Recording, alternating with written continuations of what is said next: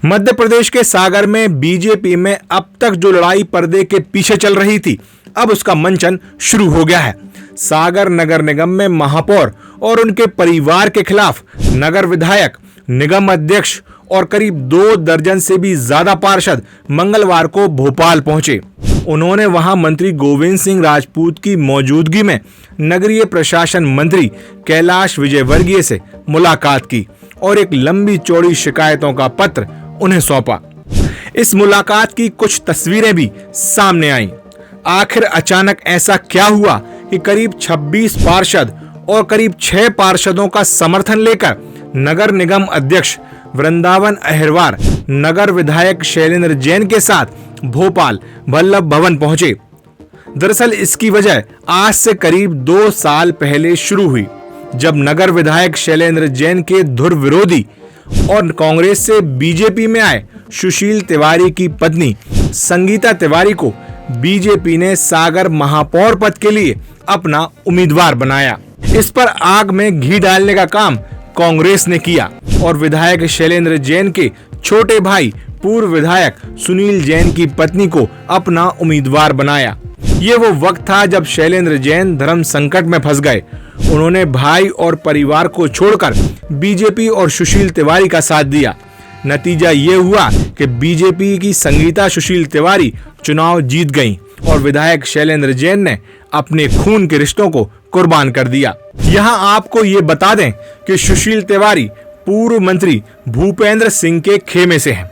उनकी पत्नी को जब टिकट मिला तो भूपेंद्र सिंह एमपी की राजनीति के पावर सेंटर थे और ऐसा कहा जाता है कि ये महापौर का टिकट उन्हें उन्हीं की कृपा से मिला। हालांकि सुशील तिवारी जब कांग्रेस में थे तो वो सागर की राजनीति का एक बड़ा नाम थे।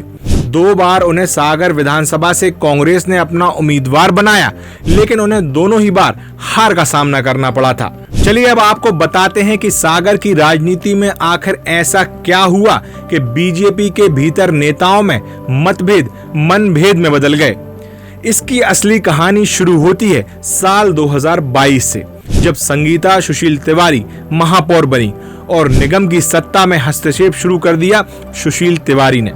दरअसल महापौर संगीता तिवारी व्यक्तिगत तौर पर एक शांत और सौम्य स्वभाव वाली महिला है। वहीं इसके उलट सुशील तिवारी की छवि एक तेज तर्रार दबंग नेता की रही है।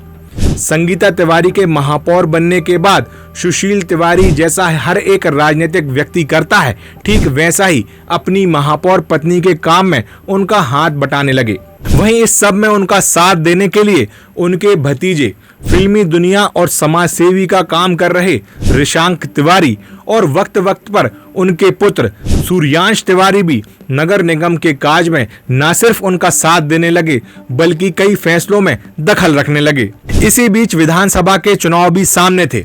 तमाम बीजेपी के वो नेता जो सागर विधानसभा से चुनाव लड़ने के लिए ख्वाहिशमंद थे, वो भी विधायक शैलेंद्र जैन का टिकट कटवाकर खुद की जुगाड़ तुगाड़ लगाने में लग गए। इनमें एक नाम सुशील तिवारी का भी था। इस सब के दौरान सुशील तिवारी ने निगम का पूरा होल्ड अपने पास रख लिया था। कहते हैं विधायक शैलेंद्र जैन को साइड लाइन कर दिया गया। पोस्टर बैनरों में भी उन्हें जगह देना बंद कर दी गई थी। यहाँ तक कि उनको तवज्जो देने का काम भी कम कर दिया गया था। ये चुनावी साल था, साल 2023। विधानसभा चुनाव होने वाले थे। शैलेंद्र जैन पूरी समझदारी से इस पूरे प्रकरण पर खामोशी बनाए रखे। इस दौरान मंत्री भूपेंद्र सिंह को खुश करने के लिए उनके पोस्टर शहर भर में लगवाए जाते रहे, जिसमें शैलेंद्र जैन गायब रहे। इसके अलावा निगम के कामकाज में भी विधायक की भूमिका धीरे धीरे कम और फिर एक तरह से खत्म कर दी गई, जिसका नतीजा ये हुआ कि कुछ गिरगिट की तरह रंग बदलने वाले नेताओं और ठेकेदारों ने भी अपना रंग बदल लिया और शैलेंद्र जैन का साथ छोड़कर पाला बदल लिया। इसके बाद विधायक शैलेंद्र जैन कुछ वक्त के लिए अकेले भी पड़ गए। यहाँ तक कि जब तक उनके टिकट की घोषणा नहीं हुई, तब तक कुछ नेताओं ने उनके दरबार में हाजिरी लगाना तक बंद कर दिया था। लेकिन फिर बीजेपी ने चौथी बार विधायक शैलेंद्र जैन को सागर विधानसभा से अपना उम्मीदवार बनाया और इसके बाद एक बार फिर फिजा ने अपना रुख बदला और चुनाव जीतने के बाद बाजी पूरी तरह पलट गई। जहां शिवराज सरकार में मंत्री रहे भूपेंद्र सिंह नंबर 2 पर थे और पावरफुल मंत्री थे, जिस कारण सुशील तिवारी अपने आप ही पावर में थे।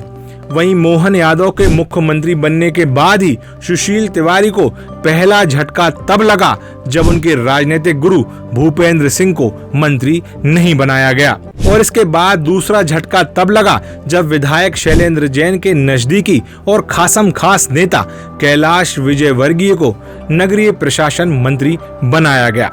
इसके बाद सारी कहानी पलट गई। विधायक शैलेंद्र जैन जहां पावरफुल हुए, वहीं सुशील तिवारी कमजोर होते दिखे। इसी बीच सागर नगर निगम के आयुक्त बदल गए और नगर निगम में नए आयुक्त आए, जो कि बताया जा रहा है कि सिर्फ विधायक शैलेंद्र जैन की सुनते हैं। इसी वजह से नगर निगम के नए आयुक्त और महापौर की आपस में ठनी हुई है। ये खबरें जनचर्चाओं में हैं। इसके अलावा लोकसभा चुनाव के प्रचार के दौरान भी विधायक और महापौर, या यूं कहें कि महापौर पति सुशील तिवारी के बीच तनातनी देखी गई। दोनों ही नेता अपनी डपली, अपना राग लगाते हुए ये प्रदर्शित करने की कोशिश कर रहे थे कि वो अपने ढंग से प्रचार में पूरी ताकत लगा रहे, जबकि कार्यकर्ता उन दोनों की इस हरकत से काफी परेशान रहे।